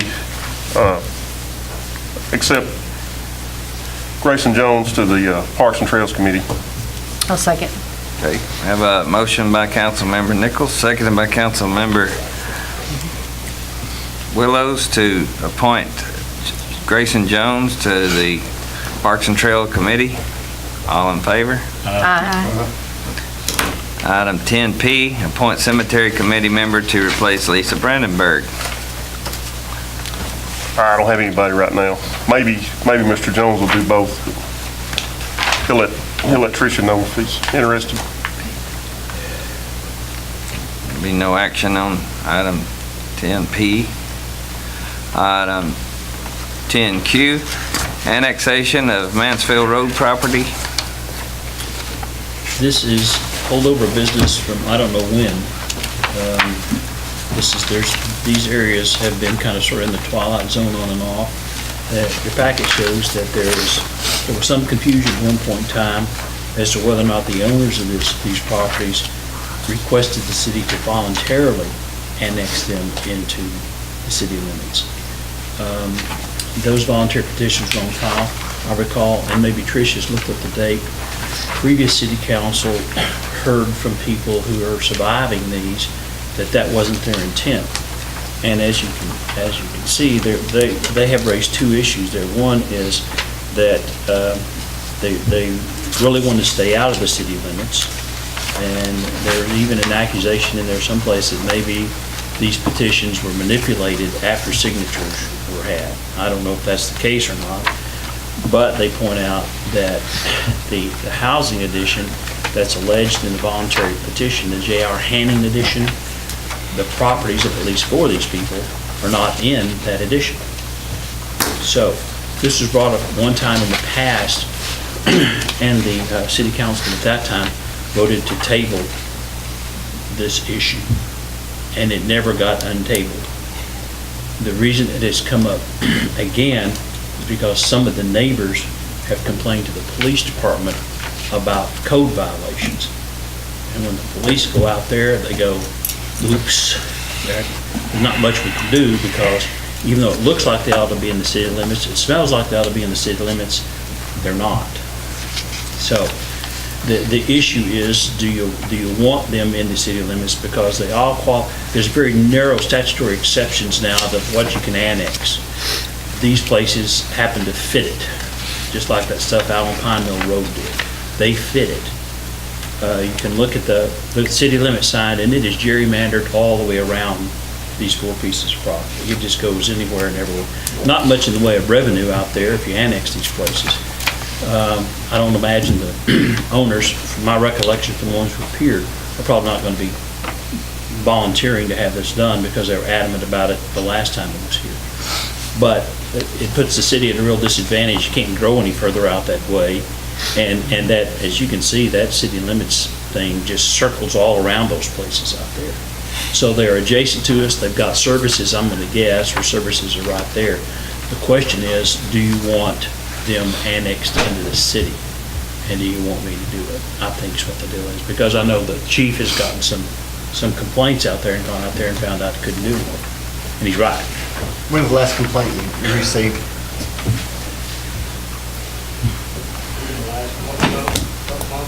Is it just, is it for, what was the complaint for?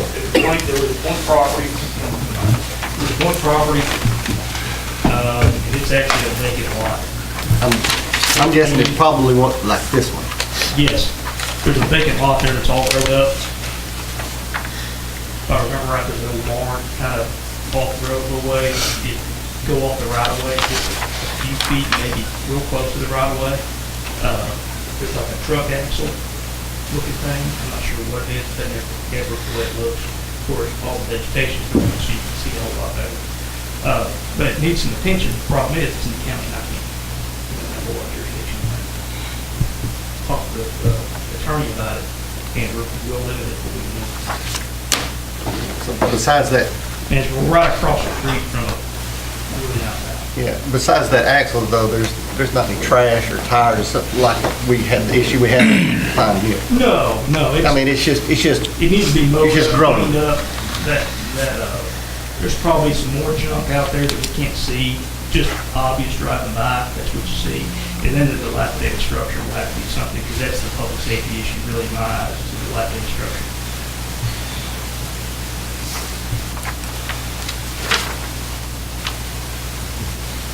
And it is dilapidated. It is falling apart. But right now, no one's asking for this to be annexed, right? I would say probably not only they're not asking, they're not hoping, they're not wishing. Well, I know. They're wanting to stay away from being annexed. And they're not here. And they're not. There is, this was a procedure that we attempted on Pine Mill, is to say, hey, look, and the statutes provide, we'll deal with you, we can enforce our city ordinances out there and leave you outside the city.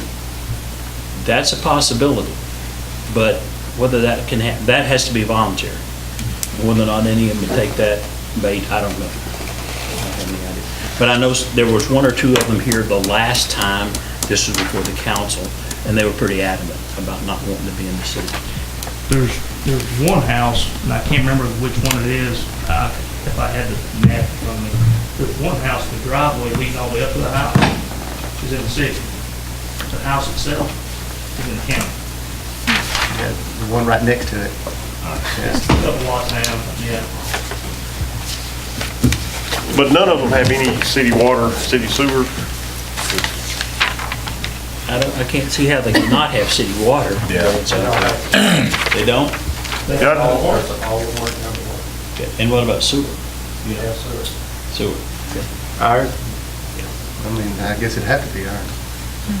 Well, if they got water, How they don't have water out? they got Lamar County water. Yeah. They got Right. water. I mean, they got Right. water under the statute. It's just they're not being billed by us. And supposedly our contract with Lamar County says that once people are inside the city limits, they become our customers. Now, we never have enforced that in the 20 years I've been around here. It hadn't been 20 years, but it'd been Almost. close. Been close. But we had never enforced that. I think we could. But all the developmental plan has to guarantee is they have water from somewhere. Doesn't have to be from the city. It just got to be water. That's the one. So this has been tabled for 4 years? For however long it's been, it was one of those things that got tabled and then it didn't get put back on the agenda, and everybody just kind of thought silence was good. But it's now, the people, as we grow and more people develop, we're going to have these little pockets of stuff everywhere. So we need to do or not do. So we can just, so the staff will know where to go when something comes up on it. Do we have to have the public hearings like we did the last time, once you get this started? Yes, sir. Yes, sir. I think without a lack of public interest on it, or just let it lay. So leave it table. No. You got a motion? Hmm? You got a motion?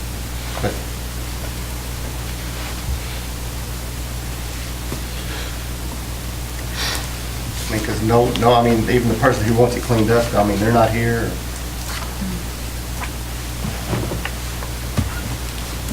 Well, they wouldn't necessarily get noticed unless there was a public hearing there. So it would have to be somebody who's so excited about city government, they read our website when they drive by here. There are only a handful of those people in the world that do that. So that could explain the absence of pro or con interest in here, because they probably didn't know this was on our agenda, quite honestly. If you have public hearings, might change your mind, might not. But I'm just saying, I think it's an issue that needs to be fixed one way or the other. And I mean, if we vote not to annex them now, don't mean it can't come up later, right? that is exactly right. Just because this council says, look, we don't want to annex them at this point in time, doesn't mean that in a year or 2 years, you can say, well, things have changed and we're going to do it.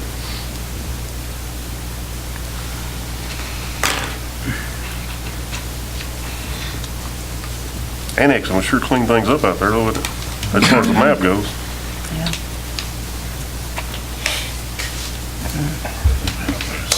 But there's a reason people don't want to be in the city, too. On the other side of that land's gonna be that land down Smallwood Road that is Reno. And that won't, we just put a water line across there, together. Can we put a water line, run it over there to Rolling, or was it Rolling Acres?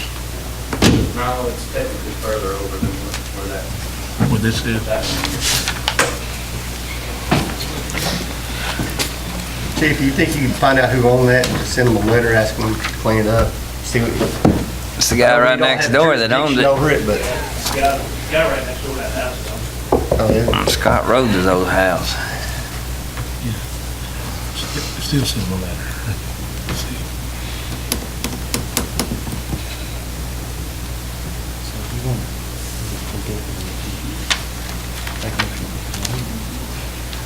No, we just don't take any action. I understand what that means. Yeah.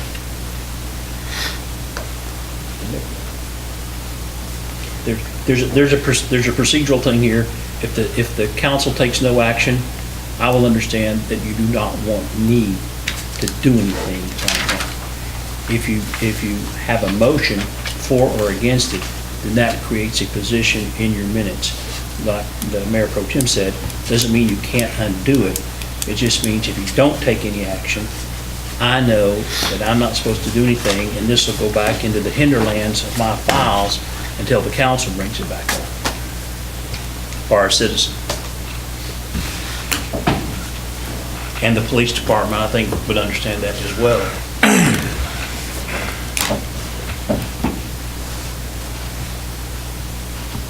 Yeah, it seems like the best thing to do right now would be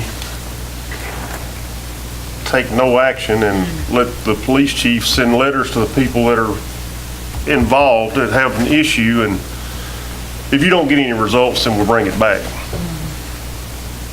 Yeah, I'll have to work with the attorney on that. That'll be kind of a tricky letter, because we can't enforce ordinance. Right, but you can recommend that you're in our ETJ. My job is to write tricky letters. I do want Just say it. Okay. So is anybody going to make a motion? If not, we're going to understand there be no action. That's what I thought. Okay. Get this thing wrong. No kidding. We got stuff to do. Be no action. Item 10R, ordinance for Union Grove Cemetery rules. I think you have there in the packet the actual rules that the cemetery committee suggested, and I think there are like 18 or 19 of them.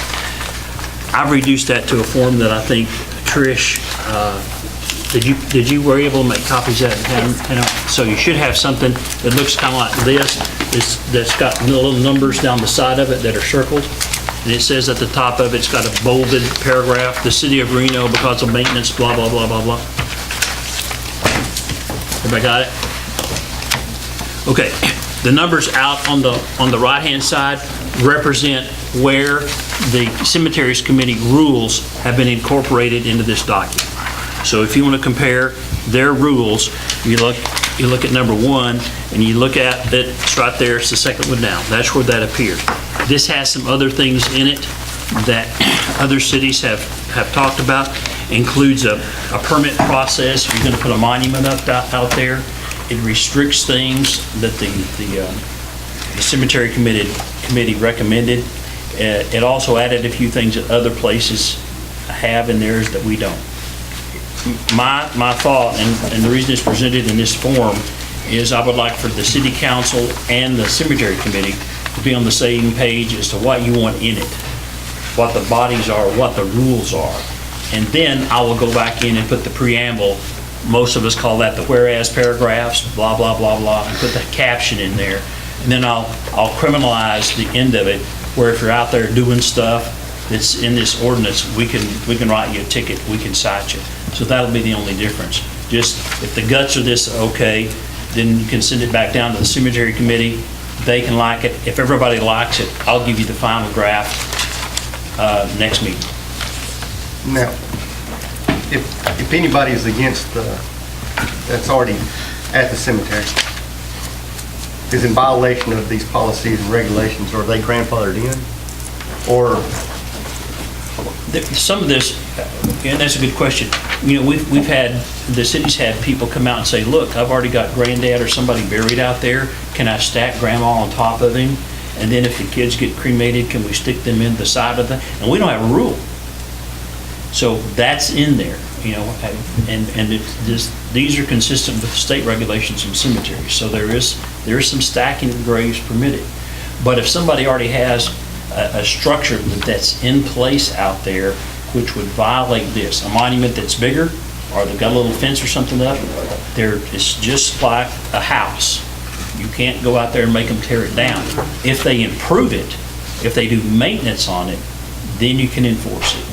So grandfather, yes, is the answer. We're getting questions like that now. People call here wanting to know if they can have multiple graves in one lot. Right.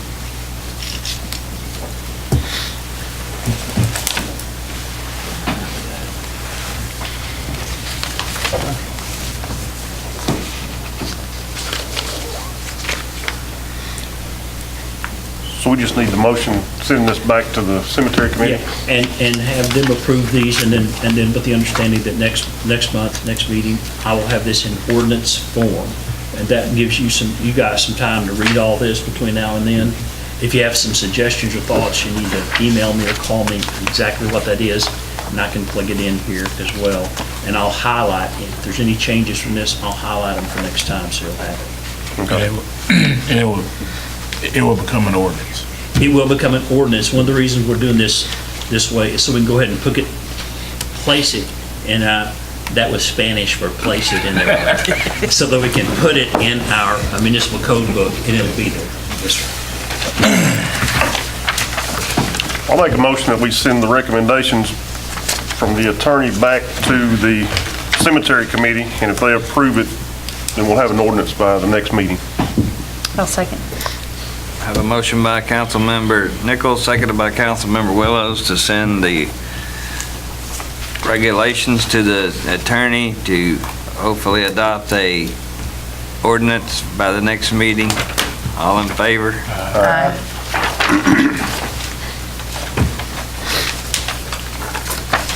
Item 10S, Union Grove Cemetery plating process. Mr. Cooper, who, by the way, is now a candidate for Congress from this district. And he didn't pay me to say that, I just said it.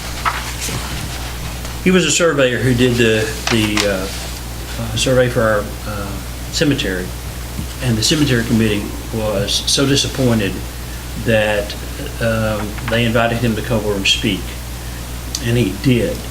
And he didn't clear up their issues with the plating process. Their complaint was that they'd expected to be kind of one of these lot and plot things where you can chart and graph things out and you'll kind of know where everything is, and it's not quite that way. In fact, it's kind of confusing to the point that the staff indicates might not be a useful product. Still working off the other stuff. As you recall, there was an approval of up to $12,000 to pay for that survey, and the cemetery committee thought not worth it. So he hasn't been paid anything. He hired a lawyer at one point in time who wrote me 2 letters. I communicated with him, and it kind of laid dormant. At the suggestion of the cemetery committee, I sent this letter to him saying, hey, are you gonna forget about this or what? And the response I got from him was that he was gonna tell his lawyer to go ahead and file a lawsuit at I think about the 15th or something of this month. So I think this is just kind of an informational thing, just to let you know that we're trying to resolve that debt. And if he sues us, he sues us. The product is not usable. It's not consistent with what the outlines were. His suggestion was we put it in Excel. He said he had some database we could use, and that was his suggestion, which doesn't do any good. Doesn't help us out any at all. So I just let you guys have that for informational purposes. I don't know that I need a motion, but I will tell you, obviously, Trish will be the first one to know if we get sued because she'll be served. But that's the status of that right now. Sorry, Trish. So I don't need a motion. We'll let you know next month if something's happened. Item 10F, revision to section 6.2, employee conduct and work rules, disciplinary action, and 6.4, grievances, including appointing standing discipline committee. Remember last month? T. That's That's 10T. Looks like an F. In Spanish.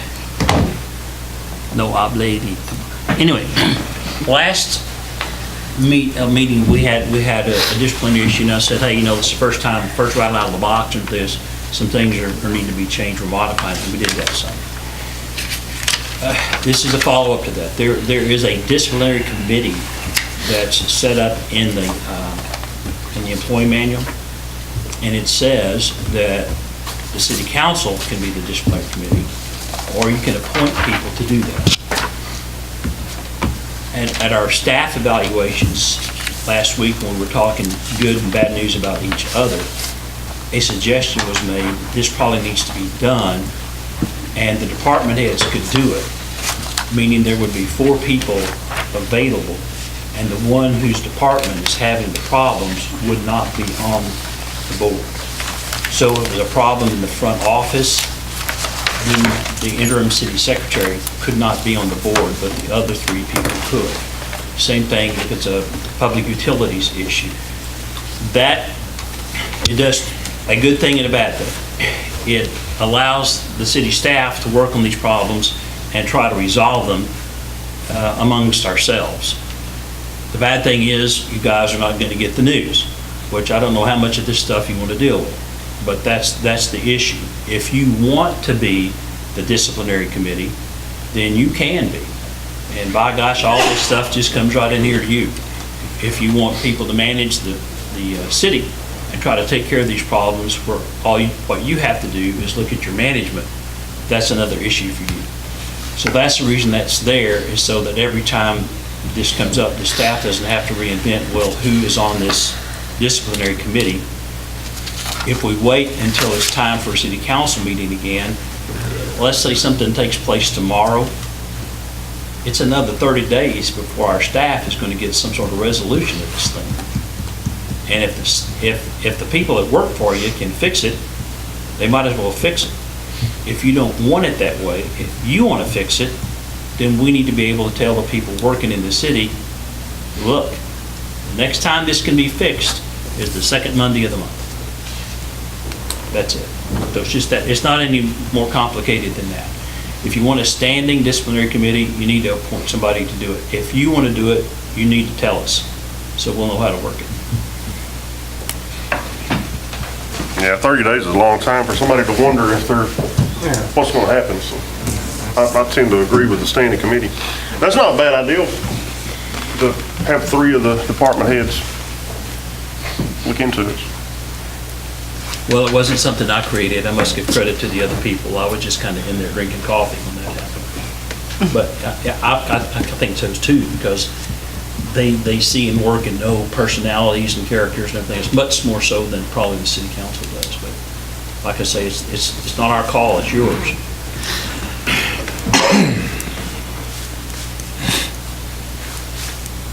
Well, I think we need to have a representative from one of us on this committee, this disciplinary committee.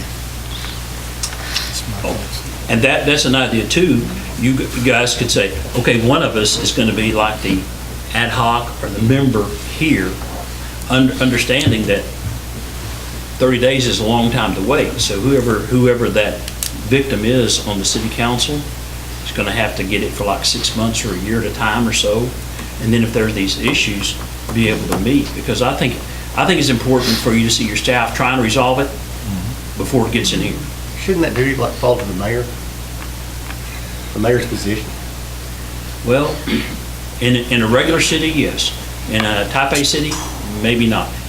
And remember that these are not pleasant places to be. Somebody is unhappy with somebody, or you're not having this committee meeting. So I'm just letting you know that, yeah, if you want to get together and on the mayor and say, Mayor, we'd like for you to do it, then he does it, for sure, because you can get that authority to him and delegate that being on the committee.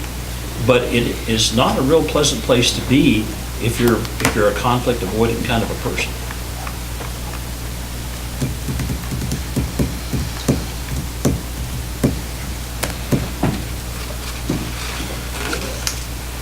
He looked at me, I didn't know, Mr. Mayor, I did not recommend you for the position, no, sir.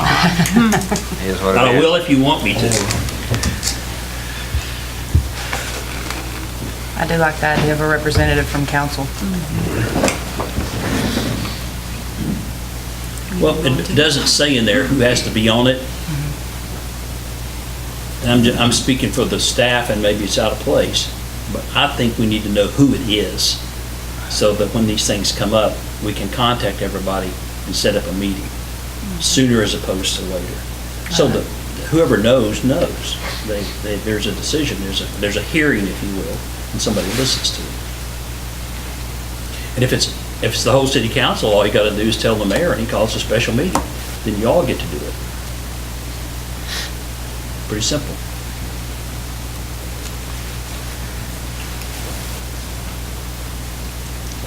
And that would be 3 days. 3 days notice. Yep. So, Yep. but the other way, it could be, come up here at 2:30. It could, the only caveat, and that's the only Latin word I know, so I use it a lot. The only it's not Spanish. The only caveat to that is you've got to be able to assure the employee or let them say, yeah, that's enough time for me to be ready. Because I think the employee should be confident that he or she is ready to go to that committee meeting and not have that issue forced down their throat. But with that caveat, 3 days should be plenty of time. They should be able to get ready. And so that's the only deal. I mean, if the disciplinary takes place at 8 o'clock in the morning, I don't know that having a hearing at 2:30 in the afternoon would be enough notice. But that's something that can be managed by the people on the committee.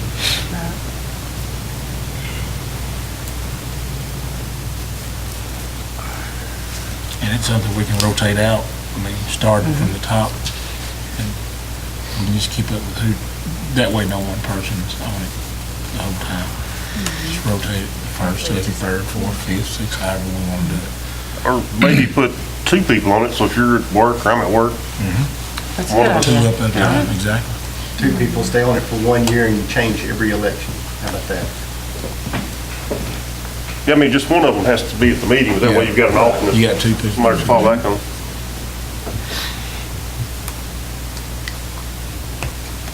That way nobody's left out of here.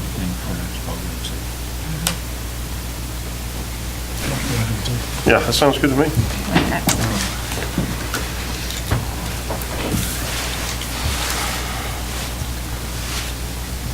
Somebody articulate what we're about to do. I'll make a motion that we revise section 6.2 of the employee conduct and work rule disciplinary action, and 6.4 grievance, including appointing a standing disciplinary committee, which would be the department heads of the city with 1 city council person present at the hearing. Committee meeting. And that we would elect, or we would appoint 2 city council members and rotate it every year.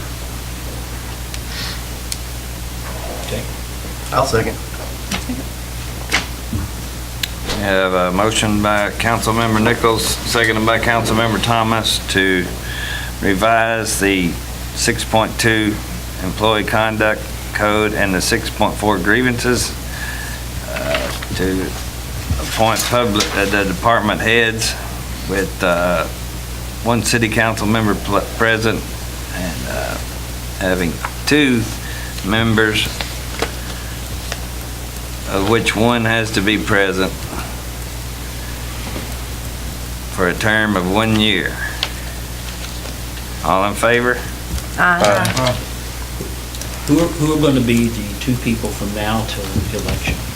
Just in Down case. to me? Yeah. I'll take that first part. Okay. I'll take the second.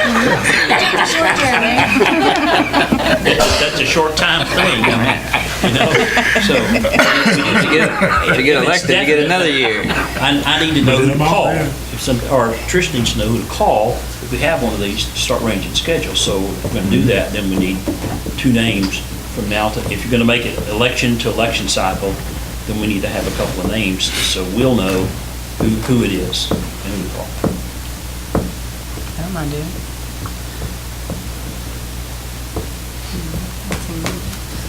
Volunteering? Yeah. Okay. And then, so you two, Joanne, Amanda. So y'all like, Artie and Ms. Willows will be the first ones then. y'all get to serve for 14 months? I'd like to amend my amendment, please. Starting on May 15th. Somebody's gonna filibuster here till 3 o'clock. All right, item 10U through W, we're going to move to executive session at 8 p.m. At 10:10 p.m. Back to item 10U. Personal issue grievance appeal filed 2/1/2018 by D. Jernigan. I make a motion that we take no action on that at this time. No action. Move on to item 10V, hiring for city secretary, including interviews. I wasn't supposed to do that.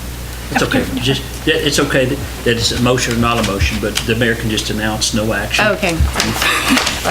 That's an asterisk beside that first one. Hey! But it's okay.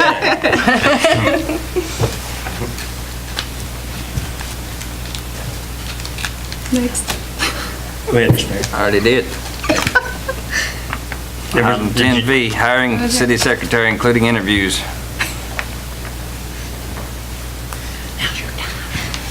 I make a motion that we hire our city secretary, Tricia Smith. I knew that. Do